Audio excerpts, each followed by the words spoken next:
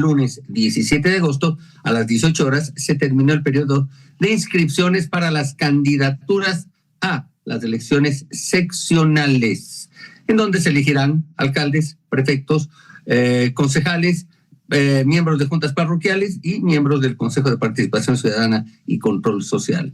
Y para conversar de este tema, nos conectamos con Alejandro Zavala, un consultor político, y cuyo tema principal, el que más le entretiene, el que más le gusta, el que pasa hablando todo el día, es justamente el tema político. Así que saludos, Alejandro. ¿Lo dije bien o lo dije mal? ¿Cómo estás?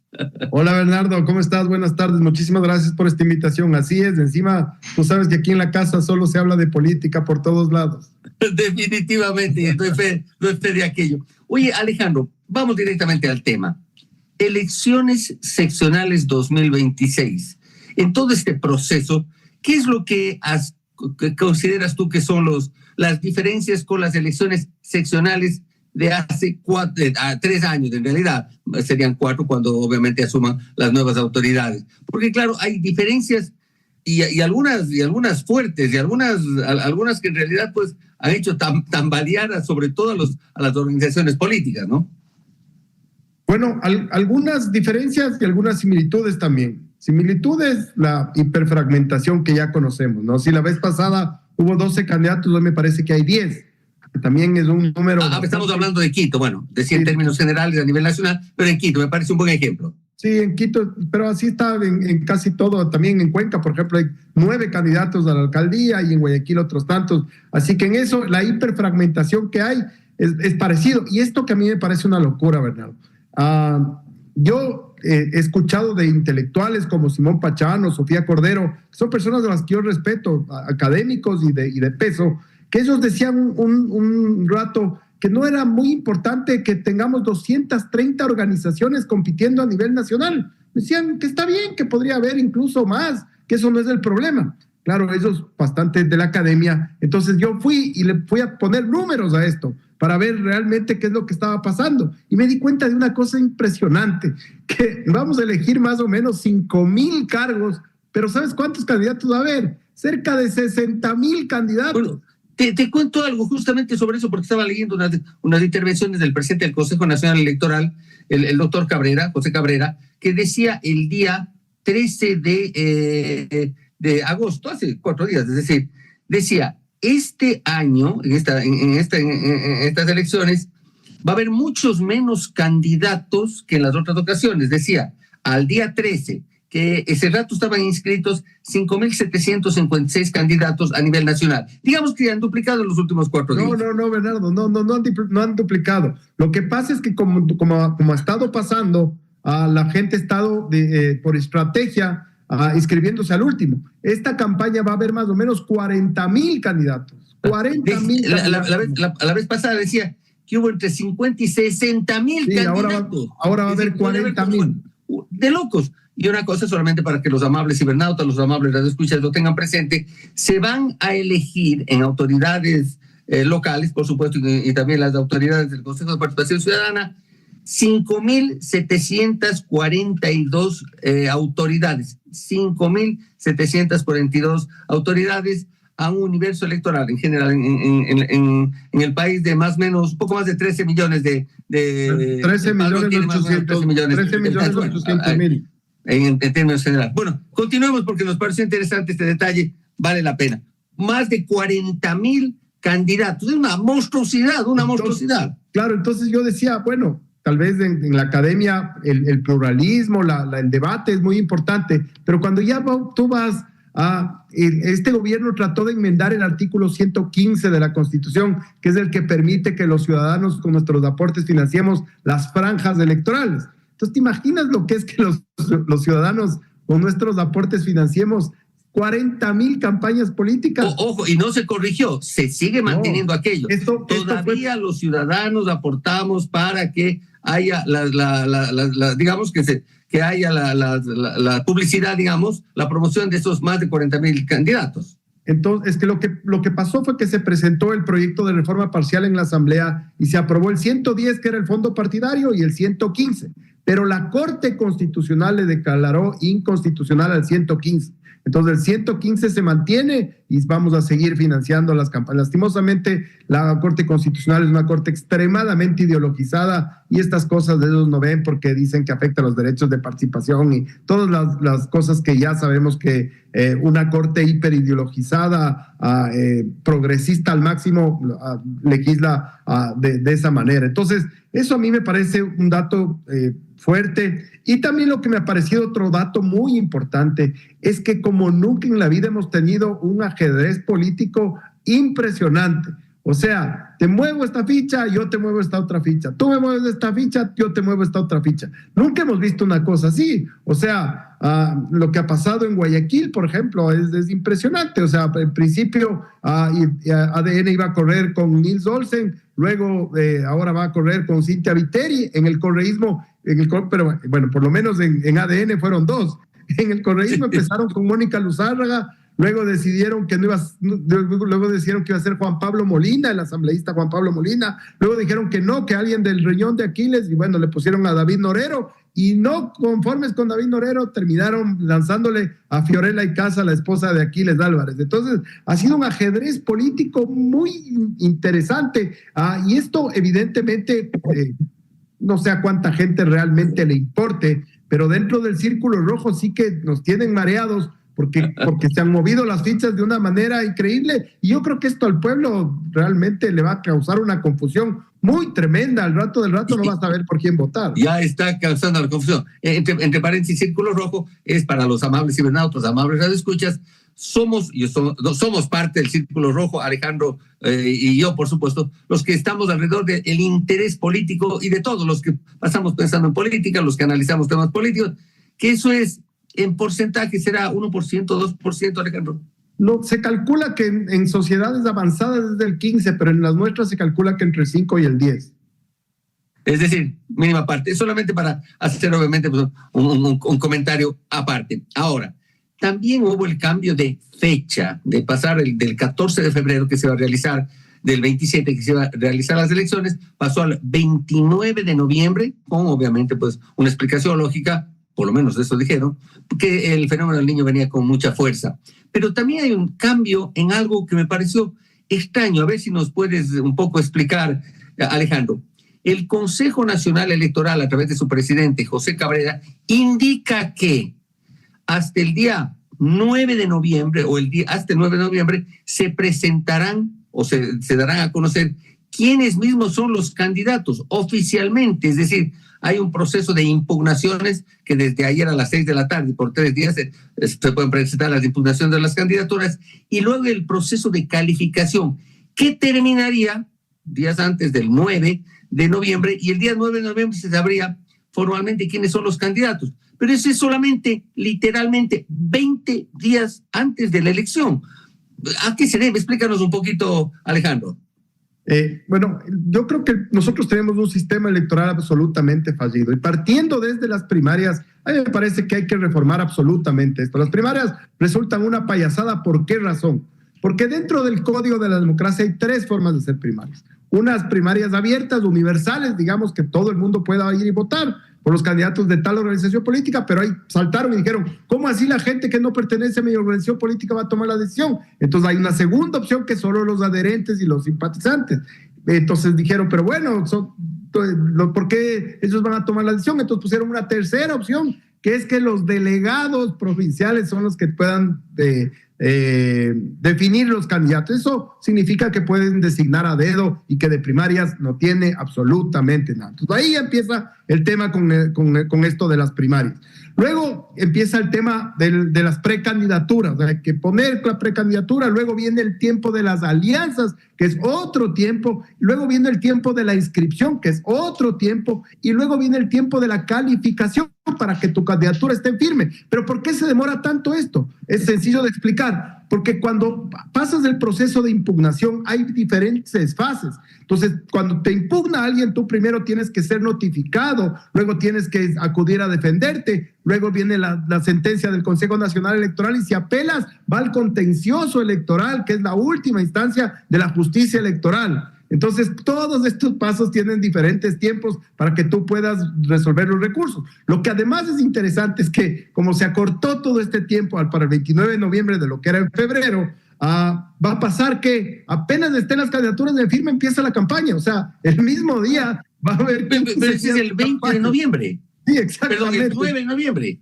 Sí, exacto, son 20 días, 15 días de campaña política y se acabó, y ya tendremos que ir a las urnas del 29 de noviembre. Entonces, todo esto ha significado, pero ahí también ves una cosa que es interesante, que causa otro fenómeno, que todas estas cosas, si es que tuviéramos partidos políticos en serio, partidos que perduran en el tiempo, que son fuertes, que tienen cuadros, que trabajan, que tienen organización, que tienen territorio, que tienen bases, que tienen principios ideológicos, pues no les debería causar no mucha incomodidad. Lo que pasa es que como no tenemos partidos políticos, entonces ahí empieza el apuro, y entonces hay muchos candidatos sin partido y muchos partidos sin candidatos, y ahí vienen los partidos de alquiler, los pedidos de plata para que les den ciertos puestos, las negociaciones por debajo de la mesa y todas estas cosas que todos los que estamos en esto sabemos perfectamente. Y vienen lo que tú decías, cosas que ideológicamente ni siquiera te explicarías de cómo se unen unos con los otros, y te das cuenta que hay mucho oportunismo, hay demasiadas organizaciones políticas y hay mucha gente que vive de tener esas organizaciones políticas vivas. Mucha gente les dice, pero ¿y por qué ya no te deshaces si no vas a participar nunca? No, guardadito tengo mi organización. Claro, cada 2 una años, fuente de ingresos es. Claro, alguien me toca la puerta y seguramente viene a alquilar el Airbnb para estas elecciones. Oye, confírmame algo. Significa con esta fecha que dio el presidente del Consejo Nacional Electoral, José Cabrera, de que se oficializarían o se anunciarían las candidaturas ya calificadas o las calificadas el 9 de noviembre, significa que hasta el día 9 ningún candidato, por más inscrito que esté, estaría formalmente calificado. Exactamente, es más, viste que el juez en el caso Goleada, a eso iba, por eso te preguntaba, exactamente. El día sábado el juez suspendió la audiencia que estaba en el caso Goleada porque uno de los abogados de uno de los implicados, de los procesados en este sentido, dijo que ya estaba de candidato, ya estaba inscrito. Entonces el juez suspendió la audiencia y le hizo preguntas al CNE. Y una de las preguntas era si es que ya estaba en firme la candidatura. Entonces, evidentemente, la respuesta del CNE fue que la candidatura no está en firme porque todavía faltan todos estos procesos que hemos hablado hace un minuto, y entonces no significa que esté legalmente permitido de participar todavía. Me referiré a los 4 implicados, procesados, en este caso, que además se reinstaló el día de hoy, por si acaso, ¿no? Entonces, significa que hasta el día 9 de noviembre, en que serán o no calificados, es esa parte, pero habría la posibilidad de que continúen ese proceso, incluso podrían ser sentenciados en este proceso. Digo yo, no estoy afirmando nada, pero claro, hasta el día 9 de noviembre, en realidad ningún candidato está formalmente calificado, por lo tanto no tiene inmunidad, que obviamente los candidatos tienen inmunidad si es que obviamente ya están debidamente calificados. Por eso pregunto exactamente, porque claro, en otros casos y en otras jurisdicciones que no sea Guayaquil podría darse, y que de hecho creo que sí hay, porque muchas personas, ya ha ocurrido, no solamente en esta ocasión, en otras ocasiones se inscriben para esa inmunidad diciendo no me puede juzgar porque obviamente yo ya estoy de candidato, pero cuando esté debidamente calificado. ¿Estoy de lo correcto, Alejandro? Yo creo que en el caso específico de Fiorella y Casa hay 3 opciones y nada más que 3 opciones. La primera es que efectivamente el correísmo y el aquilismo, digamos, o Reto, que es el partido que le auspicia, sientan que en serio es una candidata que tiene credenciales, que puede participar y que tiene la capacidad no solo de administrar la ciudad, sino tal vez de ganar. Esa es la primera opción que puede ser. La segunda opción es que sea una estrategia jurídica para buscar la inmunidad específicamente. Y esta es la más probable, porque si es que no fuera así, no fueran 4 los que piden, pues o sea, es demasiada coincidencia. Si te pide uno, bueno, dices ya, pero si son 4 del mismo caso que están inscritos para participar, pues ya es una técnica jurídica. Y la tercera es una que muy poca gente le está viendo, que es que yo creo que también puede haber nacido para dinamitar la candidatura de Mónica Luzárraga. Acuérdate que Mónica Luzárraga estaba tratando de participar en las alianzas de las izquierdas. Sí. Sin embargo, el líder que está en Bélgica, salió y automáticamente, como no es del riñón de él, como no estaba santificada por él, salió y automáticamente le descalificó, y esta sería una forma de dinamitar esa candidatura para que todo ese electorado de la Revolución Ciudadana voten por Fiorella Icaza y Mónica Luzárraga no tenga ninguna opción porque no es del riñón de la Revolución Ciudadana. Oye, otra cosa que creo que tú lo tienes claro además, es aquello de las alianzas. En anteriores ocasiones se promovían, se fomentaban, se motivaban a las alianzas, pero en esta ocasión no se promueven, no se motivan las alianzas, porque de lo que tengo entendido, y tú lo explicarás mejor, los votos de, digamos, un candidato que está en una lista, van todos a ese partido o movimiento político, pero si es que hay dos listas o están en alianza, los votos se dividen. Si el candidato tuvo 1,000 votos, por las circunstancias, un movimiento tendría una mitad y el otro la otra mitad, digamos.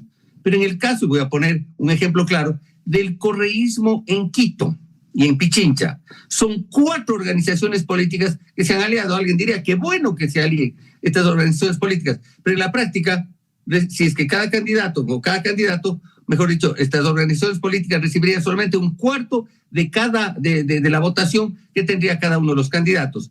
¿Es así o nos explicas un poquito mejor, por favor? El problema, Bernardo, es que estaba mal normado la forma en que se repartían los votos de las alianzas. O sea, ¿quién sacó los votos? Y entonces, no es posible que si es que un candidato saca 200,000 votos, las 8 organizaciones saquen 200,000 votos. Pues es evidente que ahí más fácil es hacer una sábana de 25 organizaciones y todas salvan el 5% de umbral que tienen que mantener durante 2 elecciones. Entonces estaba... echa la ley, echa la trampa, se estaba utilizando esto como para tratar de sobrevivir. Igual creo que esto sigue pasando, ¿no? Creo que partidos que, a ver, esto es increíble, es una cosa que yo vengo diciendo desde hace años, partidos que dicen que tienen 100,000, 200,000 adherentes, que tienen un montón de representación, luego los candidatos sacan 5,000 votos. Es que no te explicas por ningún lado cómo un adherente, una persona que es militante, que cree en ese partido, que cree en esa ideología, que va, que milita, después no vota por el candidato. O sea, tienen 200,000 adherentes y sacan 5,000 votos. Entonces yo creo que ahí hubo una negociación en un sentido que a lo uno le presta el vehículo para que salga y el otro le salva el umbral de los 5%, porque si no puede ser que desaparezcan esas organizaciones. Es decir, en el caso concreto, como ejemplo nada más, del correísmo en Quito, hay 100,000 votos, vamos a poner, para el candidato a la alcaldía, por poner un ejemplo. Entonces, cada partido político solamente se consideraría que ha recibido 25,000 votos, 1/4, es decir, el 25% de. Así es, exactamente, así es. Ese era otro detalle que valía la pena comentarlo. Y ahora, en términos generales, ¿cómo miran las candidaturas? Bueno, Quito, Guayaquil, Cuenca es tan entendible, Manta también está un poco, se va conociendo, pero en el resto del país, ¿qué ha sabido? Porque claro, nosotros estamos el círculo rojo, nos hemos enfocado en las principales ciudades, pero tomemos en cuenta que hay 222 cantones de rato. Pues claro, son 222 candidatos a alcaldes, para todo lo que son los concejales, juntas parroquiales, son 1,200 me parece, porque solo se vota en las juntas parroquiales rurales, y por supuesto hay 24 prefectos por las provincias, etcétera. Pero, ¿qué has sabido tú a nivel nacional? Bueno, aquí es un fenómeno interesante y por el cual es muy diferente una elección nacional a una elección local, ¿no? En una elección nacional es mucho más macro y normalmente estos últimos tiempos hemos tenido polarización entre 2 fuerzas. Lo que pasa es que en una elección local eso varía muchísimo por 2 circunstancias fundamentales. La primera, porque hay cacicazgos, pues, o sea, hay líderes que son caciques de sus regiones, verdaderos caciques que es imposible removerles, que están ahí. Y la segunda, que es consecuencia de esto, que muchas veces los heredan, pues, o sea, les pasan a sus hijos y sus hijos a sus hijos y los mismos apellidos siguen recorriendo y dando la vuelta para ganar esas mismas opciones. Entonces, estas cosas hacen que las elecciones tengan una dinámica distinta, y también otras 2 cosas que son importantes. La primera es que se diluye el tema ideológico. Yo siempre cuento que alguna vez en alguna de las campañas que he hecho en Santo Domingo vi una alianza Partido Comunista Marxista Leninista Ecuatoriano con Partido Social Cristiano. Estaban los 2 en la misma bandera y entonces... El agua y el aceite. Sí, en serio, la hoz y el martillo y el otro lado el Partido Social Cristiano, una locura. O sea, esto pasa normalmente porque se diluyen los temas ideológicos y más bien se apuesta por las personas. Y la segunda, que sí es preocupante y otra cosa que he visto yo mucho en campaña, es la cantidad de recursos que tienen ciertos cantones chiquitos. Yo he ido con campañas que supuestamente han tenido bastantes recursos y sin embargo vas a unos cantones pequeñitos y te hacen 10-1 la tarima, traen los mejores artistas del mundo, amplificación, camisetas, es una locura. Y ahí te das cuenta evidentemente que ahí hay lavado de activos. Hay algo extraño. Hay GDOs que manejan ciertas campañas, que financian esas campañas, y no solo eso, sino que después reciben hasta obra pública. Pues Bernardo, hemos sido testigos de GATS que les dan obra pública a los GDOs para que los GDOs manejen. O sea, en eso yo, por ejemplo, siempre he dicho, el asambleísta Esteban Torres, cuando se presentaba este tema de la reforma al 115 de los fondos de las franjas electorales, decía que se han gastado más o menos 240 millones de dólares. Yo decía que con el 5% de eso, podríamos hacer una unidad de lavado de activos dentro del CNE que se dedique solo al lavado de activos en campañas electorales. Contratarte unos 20 sabuesos, pero que sepan realmente de lavado de activos, e irte por los 120 cantones viendo quién está lavando la plata, porque hay campañas que no se explican de ninguna manera en unos cantones muy chiquititos que sean más grandes que campañas nacionales. No tienen ninguna explicación, están lavando plata ahí a lo lindo. Clarito. A ver, el otro día conversaba con uno de otros colegas consultores políticos y comentábamos lo siguiente, que claro, siendo tan corta la campaña electoral, la formal, 20 días, menos de 20 días, como 17 días, y tomando en cuenta que hasta que se defina quiénes mismos son los candidatos, será el 9 de noviembre, ¿qué es lo que va a ocurrir? Que muchos candidatos, entre comillas, nuevos, que no han aparecido, va a ser muy difícil que les conozcan. Y más bien yo creo que la gente irá por los candidatos o las personas que están ahí, que ya son conocidas. Aquellos que no fueron conocidos y quieren hacerse conocer no tienen tiempo. Y me parece también que el tema de las grandes concentraciones masivas va a ser muy difícil en esta campaña. Yo creo que más bien va a ir el tema por redes sociales. Bueno, ¿qué opinas tú? Tú eres el consultor y obviamente sé que tienes algunos clientes de los cuales no vamos a hablar, por supuesto, no es lo correcto, no es lo ético, pero obviamente has hecho campañas y has dirigido campañas electorales en todo el país. Verás, Bernardo, yo estoy detectando dos cosas que me parecen tremendas. La primera es que evidentemente si un candidato no es conocido, lo primero que tendría que hacer es posicionamiento, pues. Exacto, por lo menos visibilidad o posicionamiento. No, aquí hay campañas, yo no sé quiénes dirigen esas campañas, que ya están haciendo propuestas y hacen propuestas estrambóticas de cosas que no van a poder cumplir ni nada, y eso sin que te conozca alguien. ¿Quién te va a votar cuando haces una propuesta de ese tamaño? Es una locura. Entonces la gente te va a tener como demagogo, como el baratillo de ofertas que pasa cada campaña, y no te van a votar. Y lo segundo que me parece también increíble es que aparecen estos consultores políticos que están, no sé, que me parece que les roban la plata y les dicen que hay que ser viral. Entonces haz este TikTok haciendo el payaso, haz el hombre araña, haz el no sé qué. Y tenemos una... Y ponen dinero en las redes sociales para que se difunda. Pero en realidad, ¿qué? Pues, ¿no? El contenido... Es que tienen que entender que viral no significa que te vayan a votar. O sea, un like no es un voto, un compartido no es un voto. O sea, eso no tiene nada que ver. Y muchas veces la gente, por ejemplo, en Facebook que pusieron este icono que se llama Me Divierte, eso te da un montón de... Me divierte es peor que el me enoja. Porque me diviertes realmente, ni siquiera te tengo en cuenta, eres un payaso. Entonces, estas cosas están pasando y degradan la política. El problema de eso es que sí es divertido. Yo he visto cosas que he llevado afuera a contar a la gente las cosas que he visto, pero en el fondo eso daña la calidad de la democracia. Después la gente cree que todo es lo mismo, que todo es una payasada, que todo es un fango, que todo es lodo, y eso da consecuencias como la encuesta de Latino Barómetro que dice que los jóvenes ya no están de acuerdo con el sistema democrático, o sea, estarían perfectamente de acuerdo con un sistema autoritario. Eso es lo que produce bajar hasta el fango la política y no hacer campañas serias, no hacer propuestas serias y no poner candidatos serios. Bueno, pero en realidad los candidatos serios, las propuestas serias no pegan, porque si por eso fuera, obviamente pues habría unos candidatos que serían muy buenos candidatos y muy buenas autoridades, pero no tiene los votos, como que el faranduleo, estos chistes de hacer el payaso, sí pegan al punto que todavía hay candidatos que andan jugando vóley todavía creyendo que con eso van a ganar, o en su defecto pues haciendo risoterapias y no sé qué otras cosas, porque claro, eso dicen, esa es la forma de ganar, pero en realidad tienen ciertos votos. Sí, pero eso Bernardo, es el sistema que tenemos nosotros, que está mal hecho. O sea, nosotros tenemos un sistema electoral fallido en donde candidatos ganan con 20% y eso no está bien porque no tienen gobernabilidad. Pero anda a ver los negativos que tienen, en cambio. Pues, o sea, sí, tienen 20% de gente que les votaría, pero tienen 80% que no les votaría nunca en la vida por nada. O sea, que les producen aversión. Y yo como consultor siempre digo, prefiero a alguien nuevo, fresco, que no tenga, digamos, denuncias o lo que sea, que alguien que tenga altos negativos, porque anda a sacarle los negativos de la cabeza de la gente. Es dificilísimo. Cuando la gente te tiene de payaso, de vago, de corrupto, olvídate, es muy complicado sacarle eso de la cabeza a la gente.